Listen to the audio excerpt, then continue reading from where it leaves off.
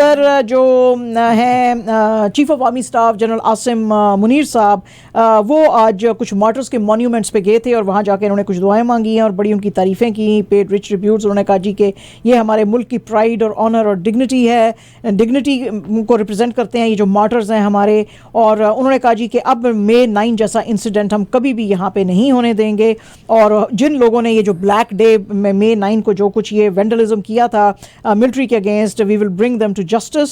और वो कहते हैं जी कि ये शहदा जो हैं वो और उनकी फैमिलीज़ हमारे लिए बड़ी ऑनर की फैमिलीज़ हैं, और बाकी तो वैसे रेस्ट ऑफ पाकिस्तान उनको बड़ा ऑनर देता है, और जो है हम उनकी जो है इस तरह से बेहुरमती नहीं करने देंगे।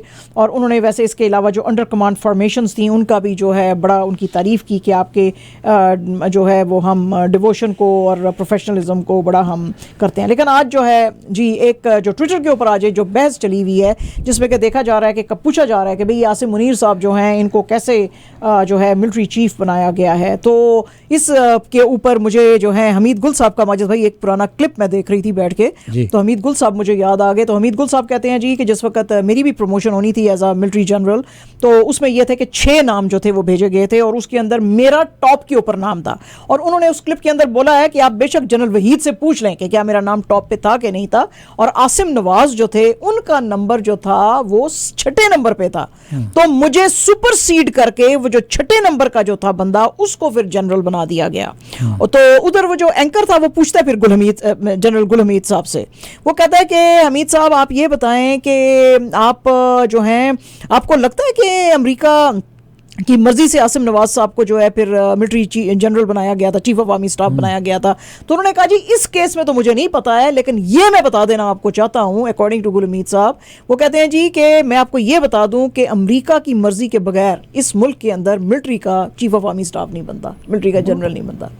तो वो बातें बिल्कुल आज, क्योंकि आज ट्विटर के ऊपर काफ़ी, अगर आप देखें वैसे तो हम ट्विटर से लेते नहीं हैं कोई खबरें, लेकिन ट्विटर पे आज काफ़ी हंगामा मचा हुआ है जो ये जिस तरह से ये पेश आ रहे हैं और जिस तरह से ये काम कर रहे हैं और चल रहे हैं, उसके ऊपर आज पूछा गया कि ये आसिम मुनीर साहब जो हैं क्या इनको सुपरसीड करके दूसरे लोगों के ऊपर लाया गया और क्यों लाया गया और कौन लेकर आया है इनको, क्योंकि इनकी कुछ कारकर्दगी इतनी ज़बरदस्त हमें नज़र नहीं आ रही है मुल्क के अंदर। तो ये फिर आज मुझे जी हमीद गुल साहब का वो क्लिप याद आया। हाँ,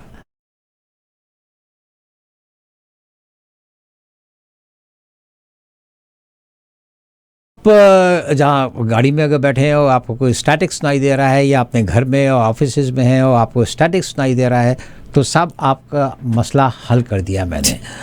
647-872-4900 ये हमारा फ़ोन नंबर है। सिर्फ आप और सिर्फ आपके लिए फ़ोन नंबर लिया गया है 647-872-4900। आप डायल करें ये नंबर, एक डायल टोन आएगी, उसके फौरी बाद आप जो है हमारा लाइव प्रोग्राम सुन सकेंगे। अगर आप फ़र्ज़ करें गाड़ी में हैं और आपका कोई फ़ोन आता है तो हम खामोश हो जाएंगे और आप अपने फ़ोन को अटेंड कर लें, और जैसे ही आपने फ़ोन बंद किया फिर हम आपके साथ हैं। लीजिए साहब, इतना आसान काम है। तो 647-872-4900 को याद रखें। हाँ जी, ओ जी मैनू आ गया मैसेज, एक सलीम साहब हैं कोई, सलीम साहब बिल्कुल हमीद गुल है जी उनका नाम, वो कहते हैं गुल हमीद नहीं है उनका नाम, हमीद गुल जनाब, हमीद गुल जी जी बिल्कुल ठीक। अच्छा जनाब, पीपीपी के जो सेनेटर हैं मियाँ रज़ा रब्बानी साहब, आज वो जो हैं उन्होंने आज ये जो कहा था मिलिट्री ने भी, और जो कल मीटिंग हुई थी नेशनल सिक्योरिटी कमेटी की जो शहबाज शरीफ साहब ने ली थी, तो उसमें कहा गया था कि under army act, Pakistan army act, ये जिन लोगों ने वेंडलिज्म की है May 9 को उनके खिलाफ एक्शन लिया जाएगा। रज़ा रब्बानी साहब का कहना है कि ये सारे जो हैं सिविलियंस हैं और इन सिविलियंस को आर्मी कोर्ट के अंदर या अंडर आर्मी एक्ट जो है ट्राई नहीं किया जा सकता। मैं ये नहीं कह रहा कि जिन लोगों ने अटैक किया, जो है मॉन्यूमेंट्स बर्न किए, लूट किया, तो जो डिफेंस इंस्टॉलेशंस खराब की, उनके खिलाफ आप जो है वो क्रिमिनल प्रोसीडिंग्स ना चलाएं, बिल्कुल चलाएं, लेकिन क्रिमिनल जस्टिस सिस्टम जो है वो इस वक्त मुल्क के अंदर है। तो ये जो स्पेशल एंटी टेररिस्ट लॉज और कोर्ट्स जो हैं ये इनके खिलाफ नहीं चलाए जा सकते, क्योंकि ये लोग जो हैं सिविलियंस हैं। उन्होंने कहा जी कि ये चीज़ जो है उल्टा उन लोगों के खिलाफ जो है सिंपैथी जनरेट करेगी अगर आपने उनके साथ ऐसे किया। उन्होंने कहा ये उनका जो है अंडर कॉन्स्टिट्यूशन फंडामेंटल राइट है कि वो पीसफुल जो है वो मोर्चा निकाल सकते हैं, लेकिन उन लोगों को इसीलिए जो सिविलियन कोर्ट्स हैं उन्हीं के अंदर उनको ट्राई करना चाहिए, अंडर आर्मी एक्ट नहीं करना चाहिए, क्योंकि वैसे भी इसको चैलेंज किया जा सकता है सुपीरियर कोर्ट के अंदर अगर ये फाइंड आउट किया गया कि जी ये it is not in accordance with the law. तो इसलिए उन्होंने पीडीएम की गवर्नमेंट को आज कहा है कि भाई आप ज़रा अपना डिसीजन ये जो है इसको थोड़ा सा रीथिंक कर लें, सोच लें इसके बारे में। आज सुबह जनाब इमरान खान साहब की एक ट्वीट आई थी जिसमें कि उन्होंने कहा था कि ज़मान पार्क जो है मेरा जो रेजिडेंस है वहाँ पे लाहौर में, उसको जो है फिर से घेरे में ले लिया गया है, पुलिस है वहाँ पे और हो सकता है कि शायद मुझे फिर से अरेस्ट कर लिया जाए। तो ये मेरी मोस्ट प्रोबेबली लास्ट ट्वीट है फ्रॉम नेक्स्ट अरेस्ट। और वर्कर्स को आज ये एड्रेस कर रहे थे और उन्होंने कहा कि कंट्री जो है it is heading towards destruction.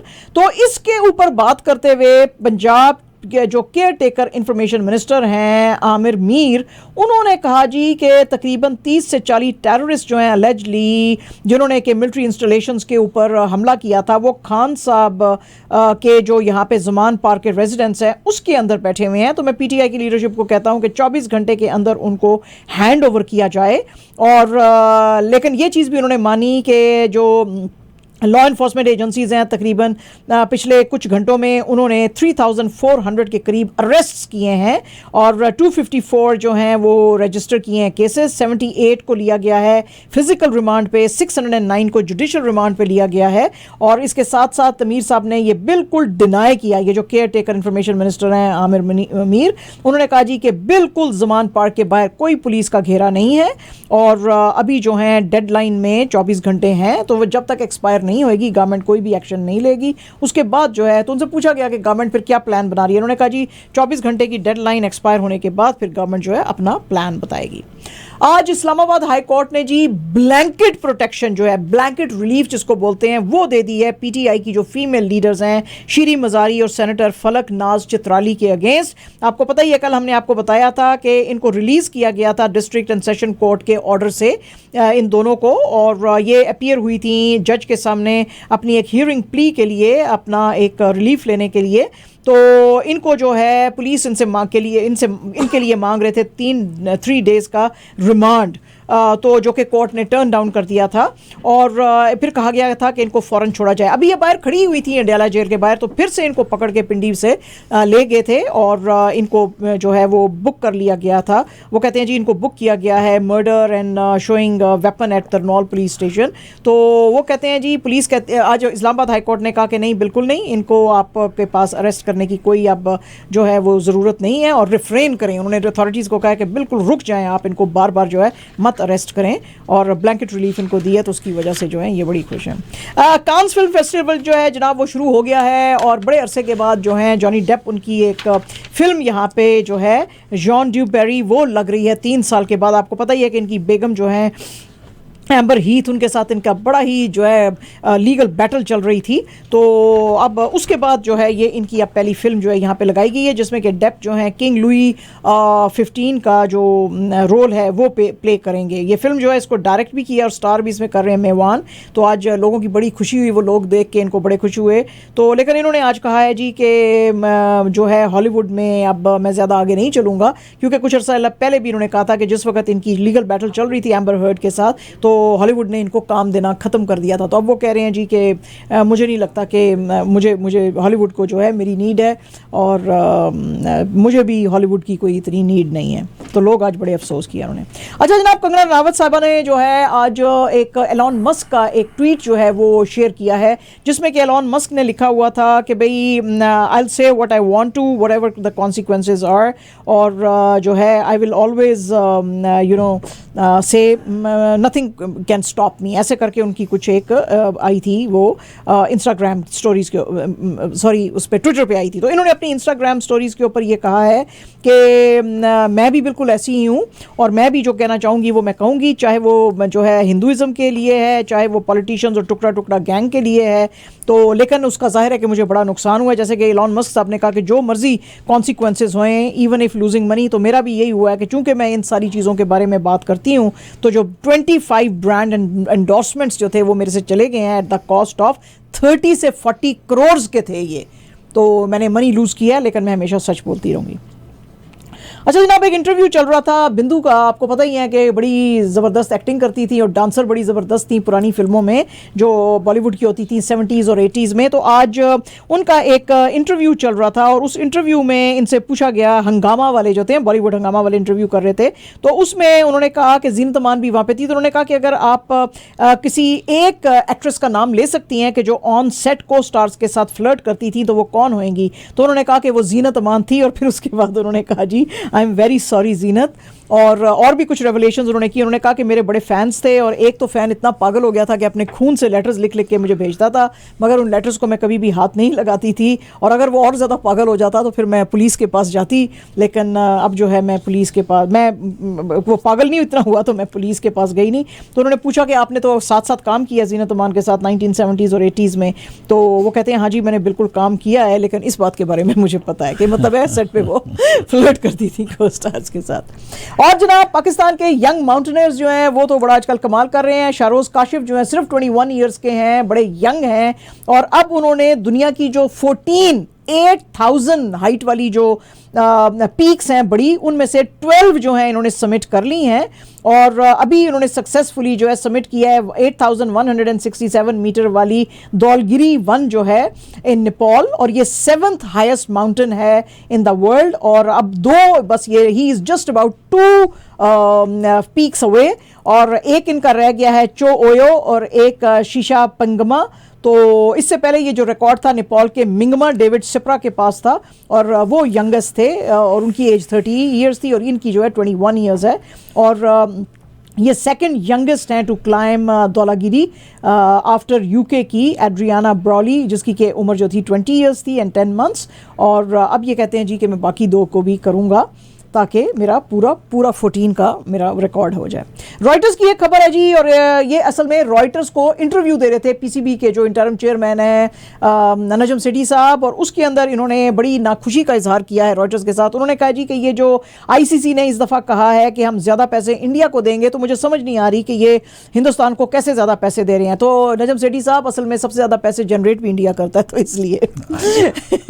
इसलिए शायद आपको नहीं पता है। बराबर वो कहते हैं जी आईसीसी का ये जो प्रपोजल है न्यू रेवेन्यू शेयरिंग मॉडल जो है, जो कि इन प्लेस रहेगा 2024-27 साइकिल के अंदर, उसके ऊपर मैं बात करना चाहता हूं, क्योंकि और भी कोई 2 टेस्ट प्लेइंग नेशंस हैं वो भी इस चीज़ के ऊपर खुश नहीं है, क्योंकि ये फिगर्स जो हैं ये क्रिक इन्फो जो है उसने लीक किए हैं, और उसके मुताबिक उसने क्लेम किया है कि इंडिया को इस दफ़ा जो पूरी ये जो इनकी विनिंग्स होंगी आईसीसी की, उसमें से 38.5% इंडिया को दिया जाएगा। इंग्लैंड और ऑस्ट्रेलिया को सिर्फ 6.89% और 6.25%, पाकिस्तान को 5.75% जो है वो दिए जाएंगे। और ये सारी चीज़ें मोस्टली जो है मीडिया राइट से भी आएंगे ये पैसे।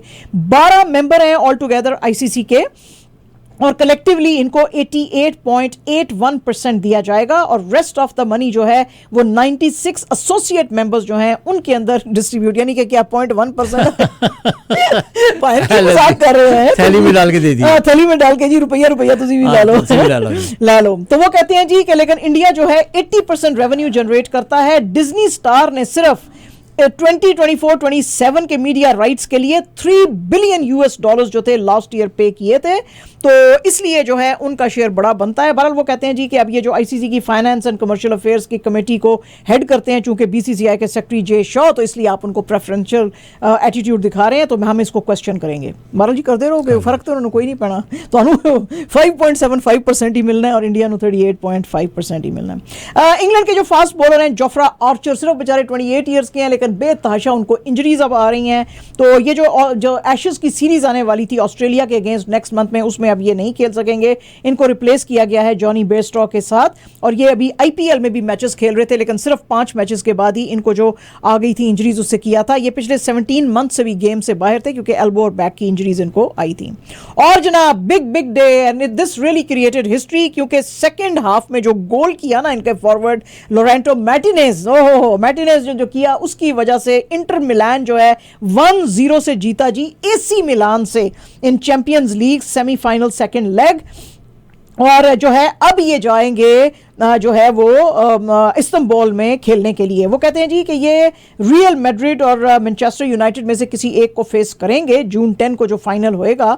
और वो कहते हैं जी कि ये फाइनल जो है 6 टाइम्स खेल चुके हैं and for the first time ये जो है लिफ्ट करेंगे अपना 3rd यूरोपियन कप जो है सिंस लॉन्ग, बड़े बड़े अरसे से। इन्होंने पहले जो किया था 2019-10 में किया था, 2009 और 10 में किया था अंडर जोस मोरिन्हो, तो उसके बाद अब ये करेंगे। तो वो कहते हैं जी कि ये जो है बड़ी इसने आज हिस्ट्री क्रिएट की है, क्योंकि for the first time in almost 50 years जो ये है इंटर मिलान जो AC मिलान है उसने लूज़ किए हैं 4 स्ट्रेट गेम्स इंटर मिलान के अगेंस्ट। और जो है इसलिए ये बड़े खुश हैं जी। खुश तो है, मगर ये क्या ये वर्ल्ड कप के लिए क्वालिफाई कर लेंगे? लेकिन क्लब्स तो नहीं खेलते ना उसमें, तो कंट्रीज लोग हैं ना। हाँ, बिल्कुल हाँ। तो ये जी जनाब ये मुकाबला इंटर मिलान और AC मिलान, तो इंटर मिलान जो है वो जीता, उसने किया, इसको हराया AC मिलान को। एंड जनाब एब्सोल्युटली अवर लास्ट न्यूज़, आपको पता ही है कि जो है वीकेंड के ऊपर होने वाली थी इटली के अंदर ये अमिलिया रोमैग्नो ग्रांड प्री और F1 रेसेस होने वाली थी, लेकिन चूंकि इटली के अंदर जो है बेतहाशा वहाँ पे रेन्स हुई हैं, रेन्स की वजह से ये देखें जो हमारा TV देख रहे हैं उनको ये नज़र आएंगे नज़ारे, और वहाँ पे बेशुमार जो है वो प्रॉपर्टी डैमेज हुई है और रोडें जो हैं उनके ऊपर पानी मड स्लाइड है, ये मड स्लाइड भी हैं, और 8 लोगों की डेथ हो गई है। तो वहाँ पे जो बहुत सारे लोगों को इवैक्यूएट वहाँ से किया गया है।